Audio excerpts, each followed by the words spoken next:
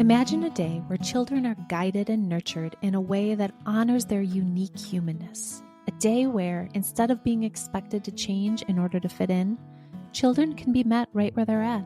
Welcome to Where They're Planted, a podcast for parents and care providers of unique children. Caring for a child with a developmental, emotional, or behavior challenge, a neurodiverse brain, or difficult early life experiences can be confusing and exhausting. On this podcast, we'll help your child flourish and strengthen their roots by helping you not only understand them, but also gain the skills to help them bloom where they're planted. We'll use brain science, nervous system tools, collaborative strategy sessions, and a deep understanding of the developmental process to create a fertile environment around your child in order to nurture their growth. I am your host, Jen Bluske, an occupational therapist with over 25 years of experience and a parent coach. My most closely held title, however, is that of a single mom of 2 thriving adopted kids, so I have walked this walk. I am truly excited to share, teach, and dive into these important topics on each episode. Welcome back to Where They're Planted. In today's episode, we're going to dig a bit deeper into the diagnosis of pathological demand avoidance. In our last episode, we spoke with a mom living the experience of raising a child with PDA, and we explored what it means for her as a parent to be on this journey. In this episode, we strive to continue to enhance understanding of PDA, not only from the child's perspective, but begin to explore strategies as we meet our kids right where they're planted. Today, we are digging into PDA with one of the foremost professionals on PDA in our community. Bryenne is an authentically neurodivergent educator, trainer, mental health professional, and director of operations at Elite Cognition, a mental health agency in Madison, Wisconsin. Bryenne is a former public school teacher, now working primarily with families, schools, and other professionals to understand and support individuals with pathological demand avoidance profile of autism. PDA is a special interest area that she has been exploring since stumbling across it in 2019. Bryenne has completed PDA Level 1 training via PAST with Laura Kirby in the UK, certificate levels 1 and 2 via PDA North America, attended several conferences, and is an avid researcher of PDA, as well as a member of a national PDA professional consulting group called the PDA Therapy Collaborative. Bryenne is also mama to 2 wonderful neurodivergent kids, so she walks this life at home and work. Welcome, Bryenne. Thanks for having me. Let's start, Bryenne, by having you define what you see as the most important ways to describe what a PDA profile is. So I kind of think of it in 2 contexts. One is it's not really a small bite, it's a big bite. So if we begin with the name and the commonly held definition, pathological demand avoidance is characterized by extreme avoidance of everyday demands, and it's coupled with the unique manifestation of autism-related symptoms. So that's the fancy way. Here's my way. So what I think it really means is PDA is really, to me, a dynamic nervous system disability. It is real or perceived loss of autonomy and control for the person, which then creates this heightened level of anxiety. And then the PDA is going to do anything they can to try to either maintain their felt sense of safety or find it. Okay. So the loss of control then triggers that stress response in us, which tells us we're in danger. Mm-hmm. And then it shows up in a lot of different ways. Yeah. So kind of like a zebra head doesn't have like any of the same stripes. None of them are going to be the same. PDA is kind of like that. It doesn't always come up the same for every person. Okay. So we've talked a lot about nervous system disorders and fight, flight, freeze on this podcast. And so I'm hearing that you're kind of talking a similar language with this label. I want to start with, because I think some parents might be confused at this point. Is PDA a diagnosis? Is it a description? Where are we at? Yeah, so it's kind of in that lovely limbo world in the United States. Okay. So United States is historically behind other countries in a lot of ways. And a lot of our research we know comes from over the pond. Okay.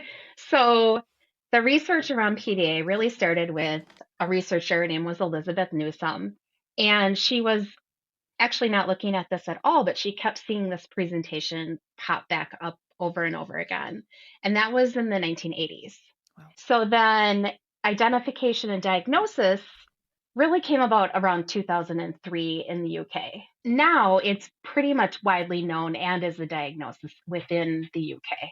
And there's all kinds of information. It's actually one of the best places to find good, authentic information. So now we look at the United States, and in 2013, you might recall that the DSM decided that they were going to sweep everything in autism under one category. Yep. So they did that. So when a group of folks tried to say, we want PDA to be a cluster within under autism, the peer review said, nope, it fits under autism, so it's autism. Okay. So for families out there listening, hearing PDA, and I know in our area, at least what I'm seeing, and I'm not sure what you're seeing, Brie, is some of our neuropsychologists are putting a label in the nurse psych reports and some are not. So is that what your experience is as well? Absolutely. And I think the more known it becomes within the United States, the more information will be readily accessible. I think it's kind of one of those things for our people that are getting neuropsych reports right now and the people within the world of neurodivergence and who work on the assessments and all that other fun stuff. It's how much are they learning? How much have they explored it to even really know what it is? Because we also wind up with, in our area, I think, kids who are getting diagnoses that feel not quite right. So oppositional defiant, kind of fits, maybe not. Reactive attachment, kind of fits, maybe not. Autism just as a flat diagnosis, maybe these features, but they're not presenting in this way. And so the more you kind of dig and flesh, it's like, oh, maybe that's PDA. And so I think the neuropsych people, it's how informed is that person who's also doing it. So now you'll see neuropsych reports. There are a few locally where they'll write autism and then they'll write with a PDA presentation or with a PDA profile. But I also think since it's not DSM, they can't say that. Right, because there's no code or whatever. And I think it's so important because, at least in our practice, we have parents coming in and they're like, I just heard about this thing called PDA, right? I mean, there's so many overlapping circles and it's always a behavioral diagnosis. So we're looking at a category of symptoms in order to figure out what's going on.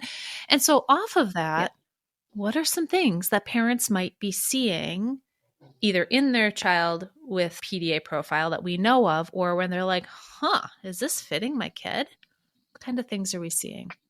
Yeah. So two things. One is there's some key features that I think of first. When I'm first talking with a family and we're exploring a little bit of this, we start to look at, do any of these kind of key features resonate with you? And there's 5 of them. So is your kid resisting ordinary demands of life? And what is an ordinary demand of life? It's the everyday tasks. Like if you asked your kid to go brush their teeth, what does their response look like? Is their response super creative and fantastical? Like, oh, I broke my leg, I can't get there. And it's like, wait, that has nothing to do with it, right? Or maybe it's like, I'm going to distract you because I know you're super interested in this topic. So let's start talking about that now. And they've got all these really great social tactics to kind of get out of it, right? Or you might say, it's cold out, you're going to need a jacket today. I wouldn't think of that statement as a demand, but a PDAer would, because it's asking them to do something. It's telling them, like it's not giving a choice.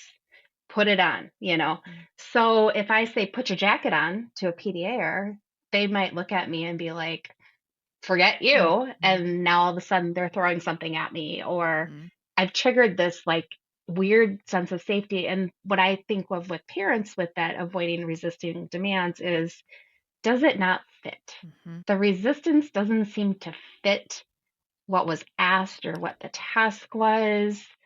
And what's popping up for me as an OT is sometimes we have pretty clear understanding as to why, right? So just in the last episode talked about, or 2 episodes ago now, I talked about motor planning. If we know this child has a motor planning delay, it's likely that they're going to try to say no because they can't remember the steps. But that's not PDA. I mean, maybe. Or is that PDA? So let's talk about that. If we understand the deficits underneath, where do we go with it? So perhaps they have a lagging skill or a deficit area of executive functioning, Right. which is a key characteristic of autism, Yep. right? Mm-hmm. So it could be I can't access it, right? Mm-hmm. But oftentimes I think it's more personally, I think Mhm. it's more that I was told or I lost that autonomy. I lost that sense of control for myself. And the other piece of this that I think parents can use to sort of flush things out is that demand isn't always something someone else is telling us to do. For a PDA, it could be internal.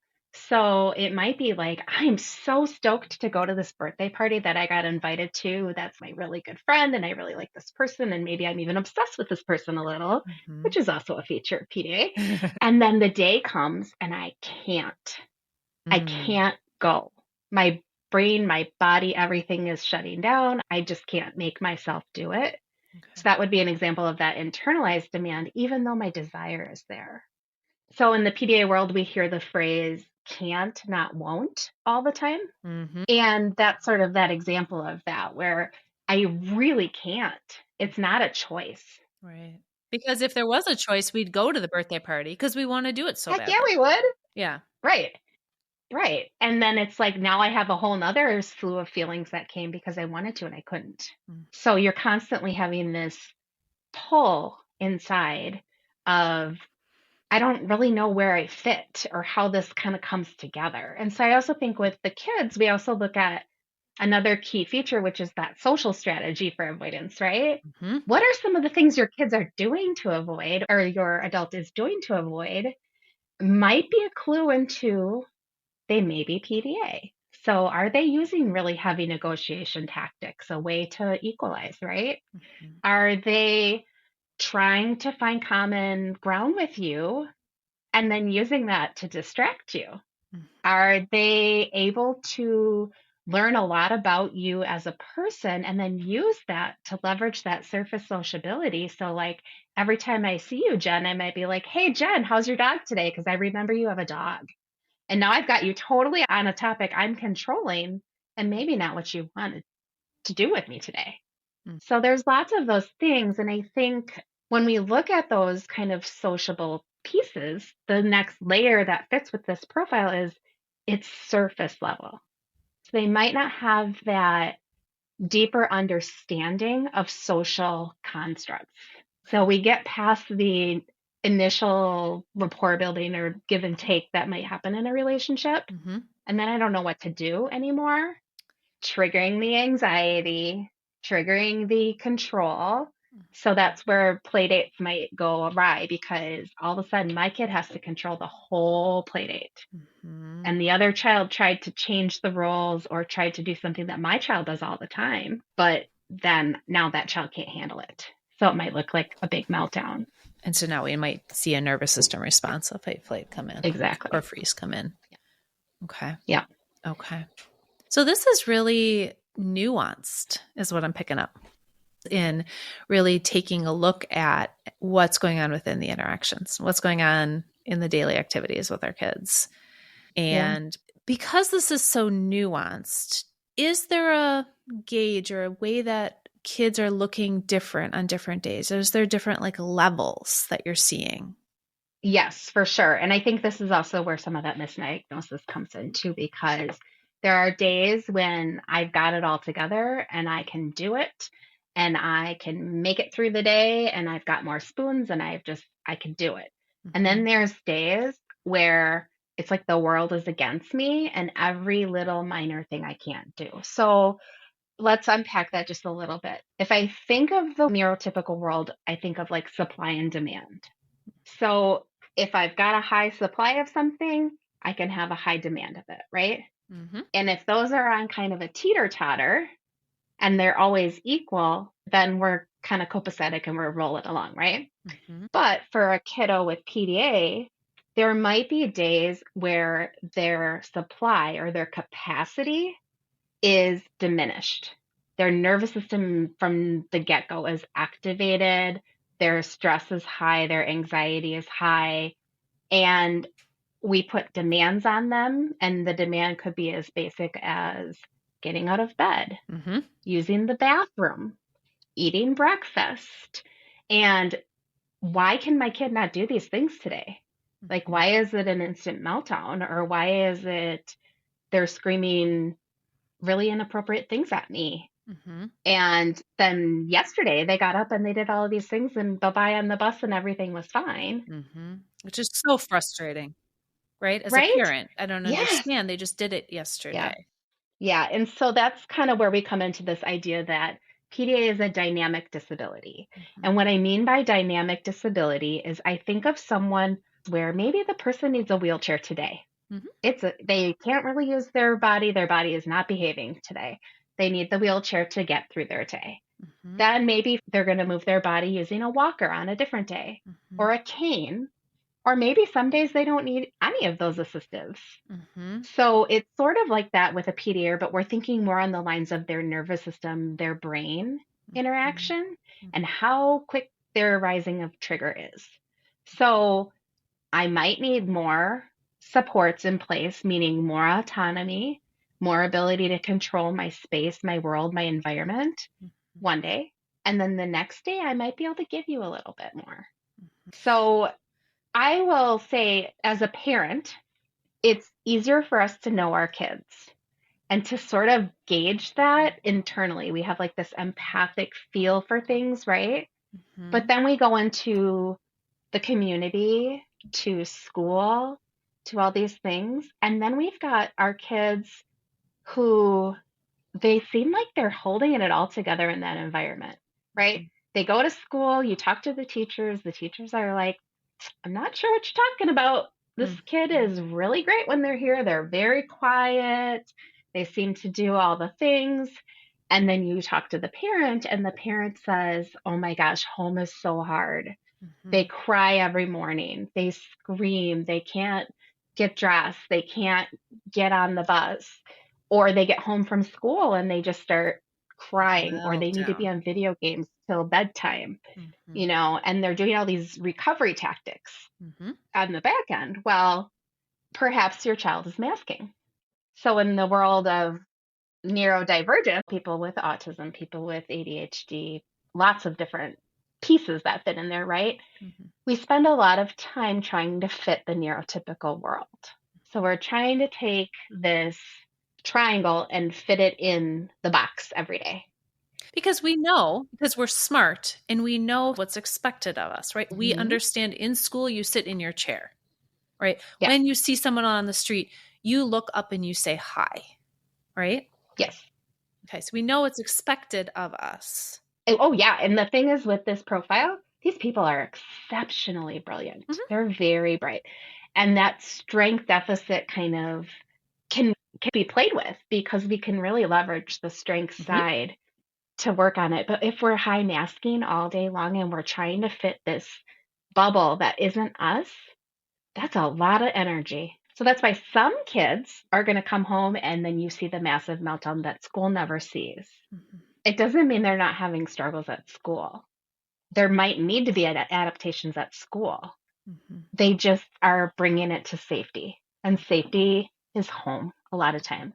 And our safe relationships. Yeah. I don't want to forget about. That's right. When we are around our safe relationships, typically our parents, that's where we can be our most true self. Is that accurate from your experience? Absolutely. Mm-hmm. And this is also that key feature in working with PDAs. It's all about the relationship, in my opinion.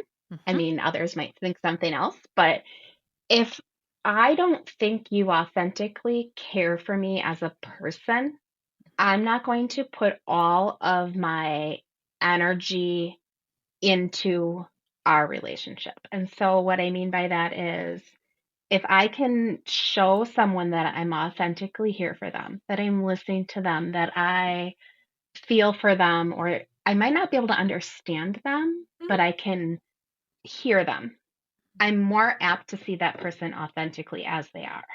And therein lies the key strategy to supporting someone who is having a PDA meltdown. Because the safety person also then oftentimes is the person who gets hurt, unfortunately, right? Who then gets all of this. So that kid who held it together and broke down at home, there's probably someone at home who feels very safe to them, Right. or environmentally they feel really safe.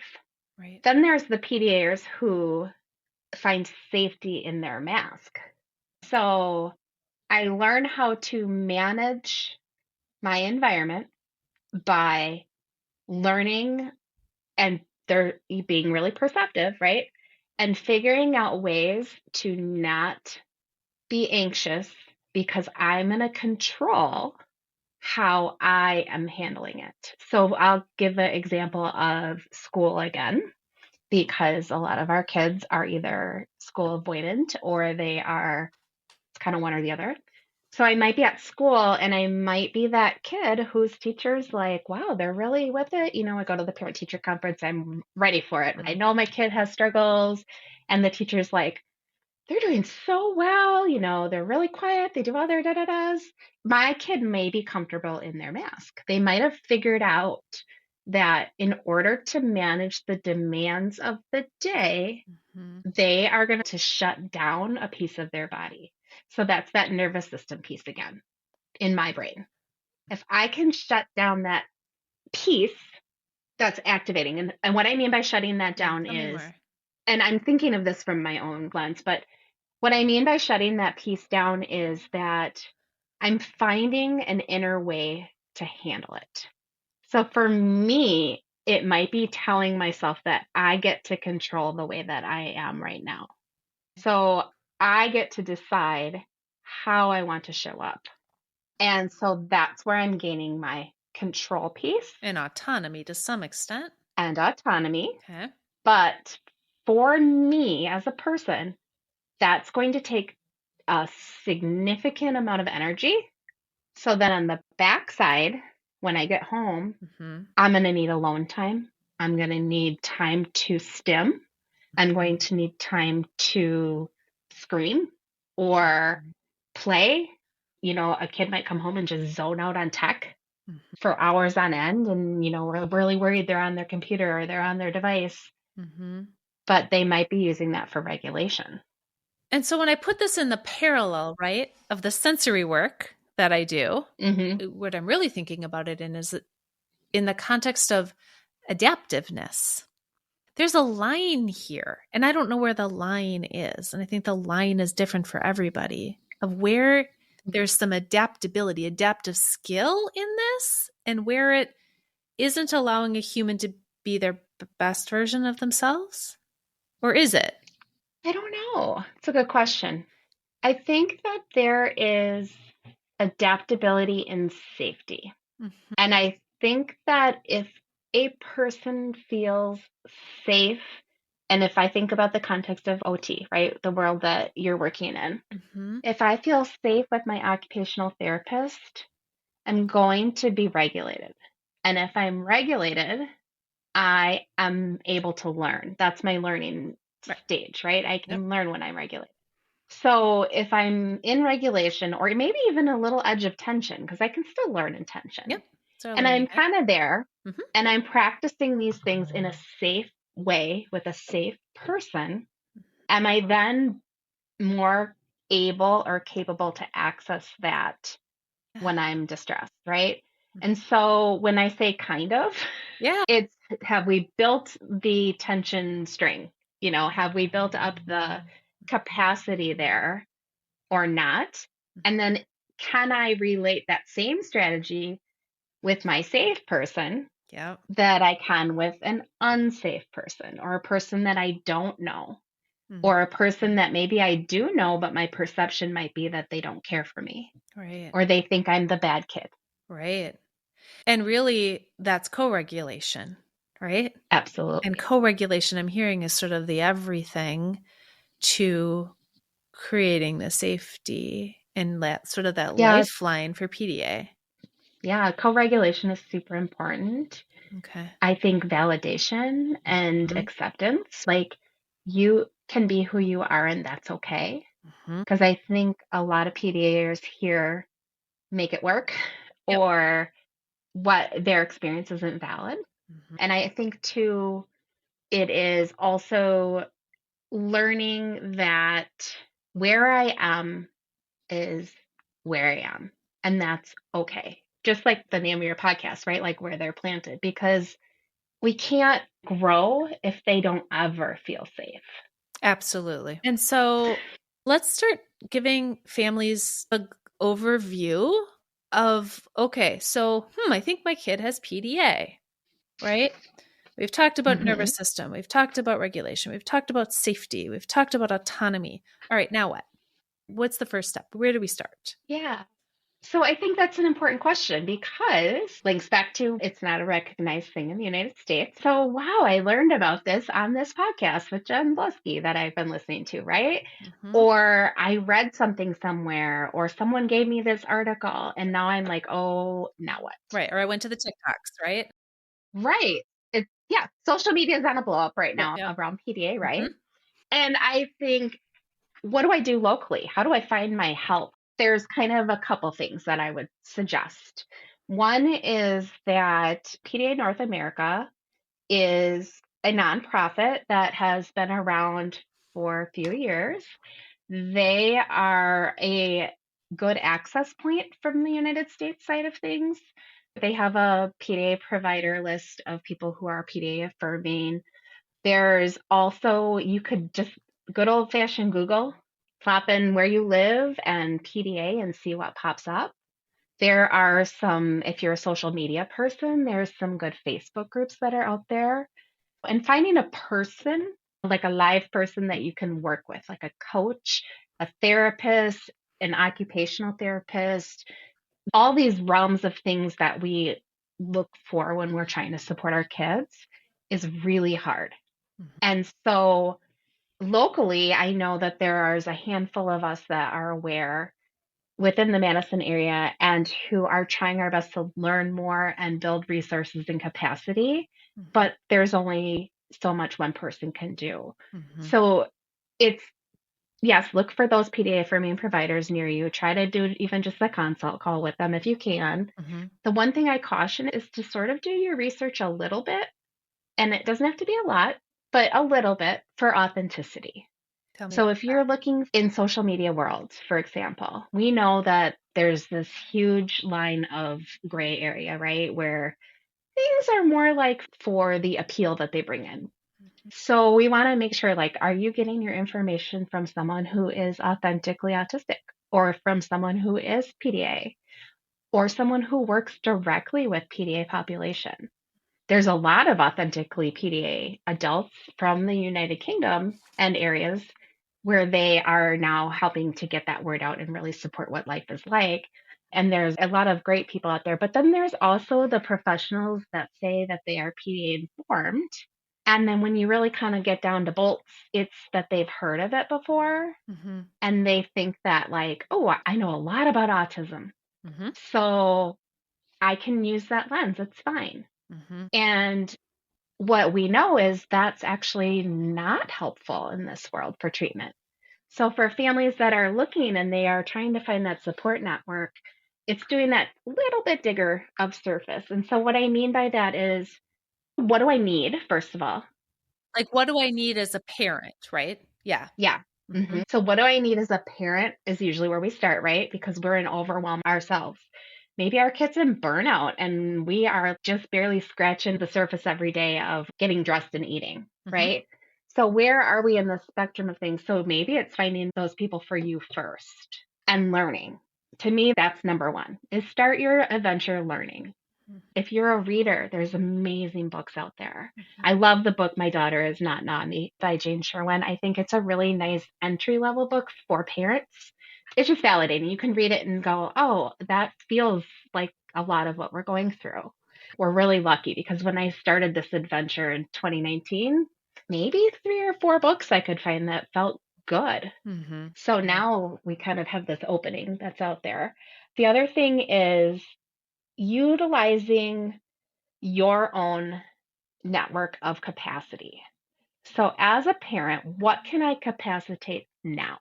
Because I think sometimes we think, oh, this fits my kid. Let's go, like, balls to the wall, like, let's go. We got this. But do you really have the energy or capacity for that? So where do you start? Well, and the thing is if we talked about this, the safe person the one who can see the child, is the everything, which means you got to kind of fill yourself up first a little bit. Yeah. And also with PDA, we don't want to overwhelm the nervous system of the kiddo that we're working with either. So as we think about supports, we want to be mindful in layering in those supports and not introducing 3 or 4 new people all at the same time. Because what do we need to do first? Rapport. Rapport building is going to take you a long time as a provider, because what has their experience told them? Nobody understands me. They already have a perception that they can't do something, or that they will not be capable of doing something, or that they're bad or naughty, because oftentimes external PDAs are the ones we find earlier in childhood. The more internalized kind of doesn't always flesh out until later. So helping build up that sense of safety and trust with a person can take a long time before the person working with them can really start talking about anything harder. It's hard. That like go slow to go fast from a professional perspective, really hard, especially when you can see where you want them to go. But again, we can't tell anyone what to do. No, we can't. No. And how do you feel when someone tells you what to do? You feel yuck, right? Like, I'm not doing that. Right. We can't force it. No, it's a guide, and it's letting them lead. Relationally, where are they at? Holding the space for them, and then helping them to kind of find that meaning. And for kids, what scaffolds do we put in place to give them that ability, right? It's different than talking to an adult. And for kids, a lot of times we're playing. Fantastical play, creating a world. They want to solve problems. So, I have a friend who has this issue, and the kid will never realize that what you just repeated back to them is their problem. Correct. But they solved it for this other kid.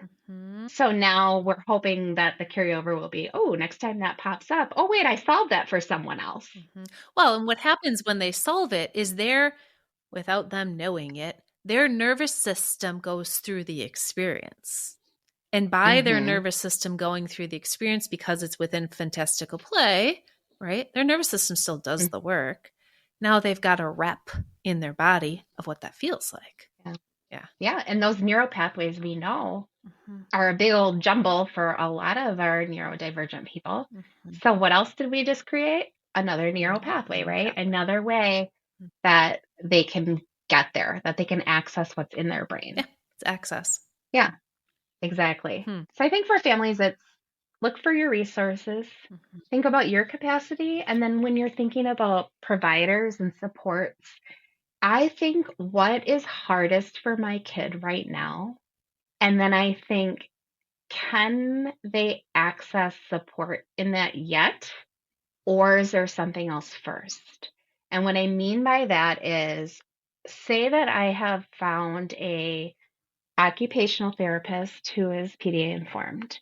I've found a psychotherapist who is PDA informed. And I have also found a speech and language pathologist, because perhaps my child also has some need there. What do I pick first? For a PDA kid, what I would say is think 2 things.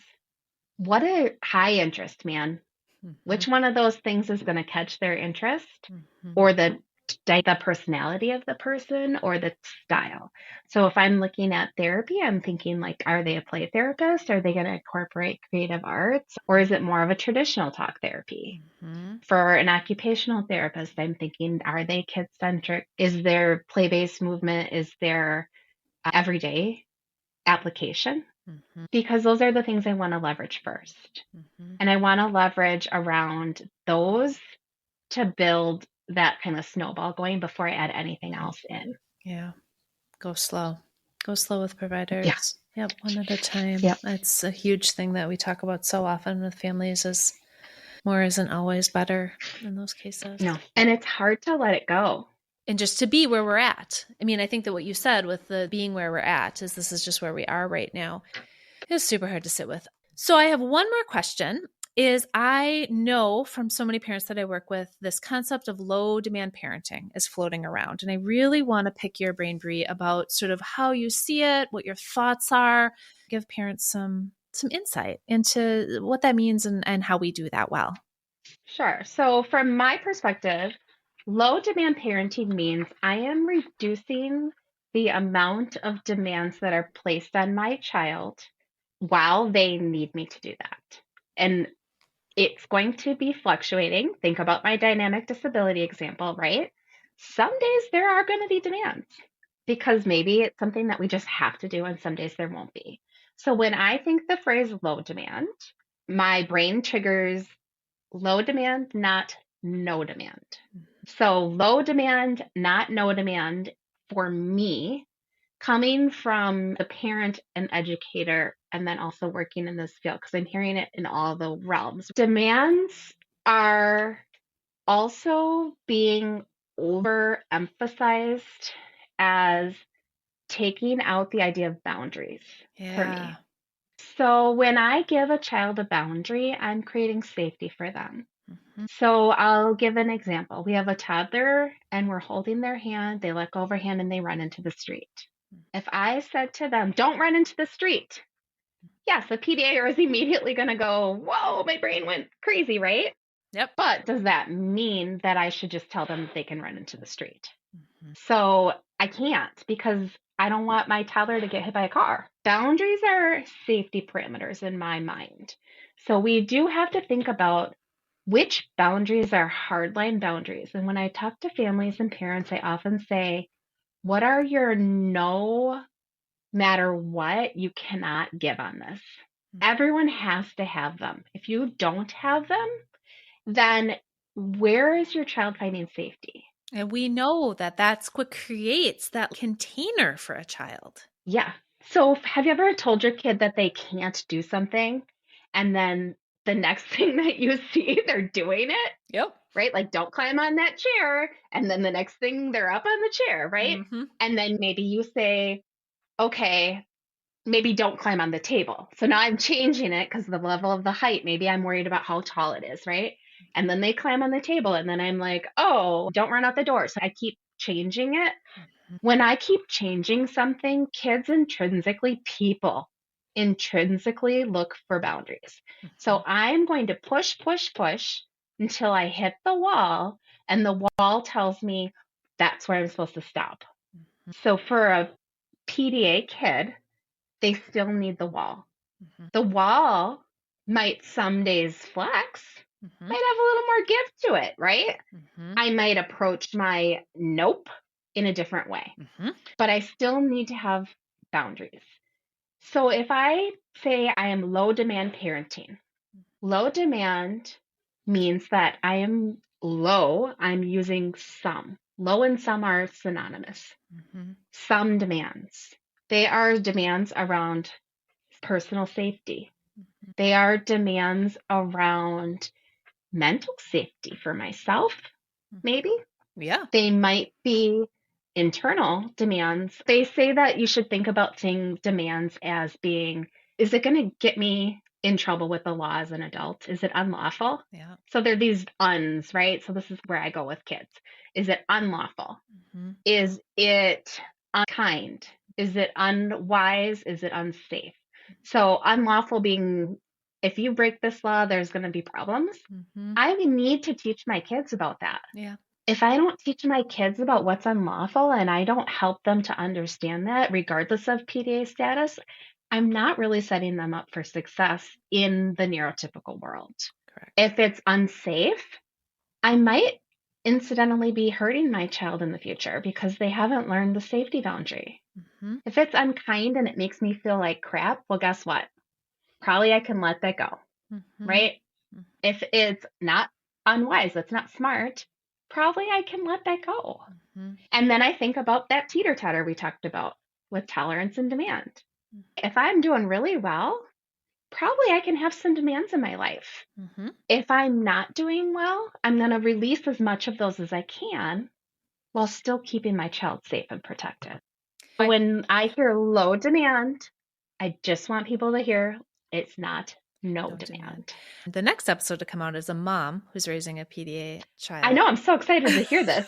And she said it so well, and I'm going to get it wrong, but she said, when I have to give up demands, because she does every day for her daughter, because she's so tuned in and because she is a safe person and because she is understanding kind of where that cup is for her daughter, she gets to sort of be in charge of where the demands are, which then gives her a little autonomy, right?